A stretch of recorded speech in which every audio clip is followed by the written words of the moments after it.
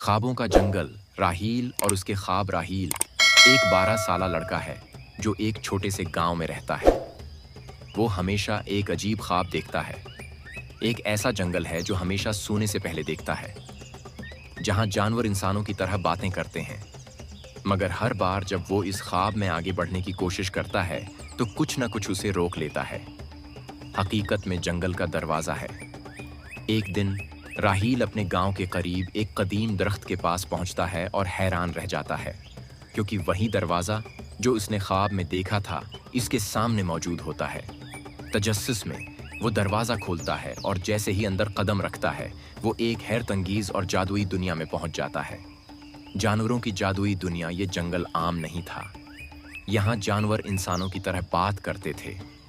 एक चालाक लोमड़ी, एक हंसमुख हाथी और एक अक्लमंद इकाब इसका इस्तकबाल करते हैं। वो बताते हैं कि राहील को एक खास मकसद के लिए बुलाया गया है। जंगल पर मंडलाता खतरा जंगल पर एक सियाह साया मंडला रहा था। ये साया एक बदरूह का था जो जंगल को आहिस्ता आहिस्ता पत्थर में बदल रहा था। जो भी उसके करीब जाता वो हरकत नहीं कर पाता और एक पत्थर की मूर्ति बन जाता। जंगल के जानवर खौफजदा थे, लेकिन इकाब ने कहा कि सिर्फ राहील ही इस मुसीबत को खत्म होगा कर सकता है। जादुई राज इकाब ने राहील को एक कदीम गार के बारे में बताया, जहां एक जादुई रोशनी कैद थी।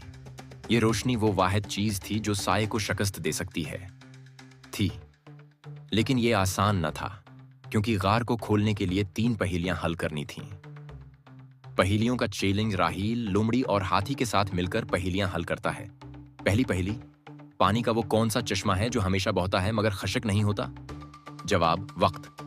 दूसरी पहेली, मैं अंधेरे में चमकता हूं, मुझे पकड़ नहीं सकते, मैं है क्या हूं? जवाब, सितारा।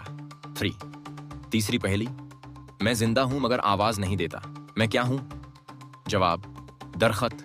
जब राहील आखिरी पहेली हल करता है तो जादुई रोशनी आजाद हो जाती है। आखिरी जंग साया जंगल पर मुकम्मल काबिज होने वाला था, मगर राहील ने रोशनी को आसमान की तरफ उछाला और पूरा जंगल चमकने लगा। साया जोर से चीखा और राख में बदल गया। जंगल के तमाम पत्थर के बने जानवर दोबारा जिंदा हो गए। राहील की वापसी जानवरों ने राहील का शुक्रिया अदा किया और उसे बादशाह का खिताब दिया।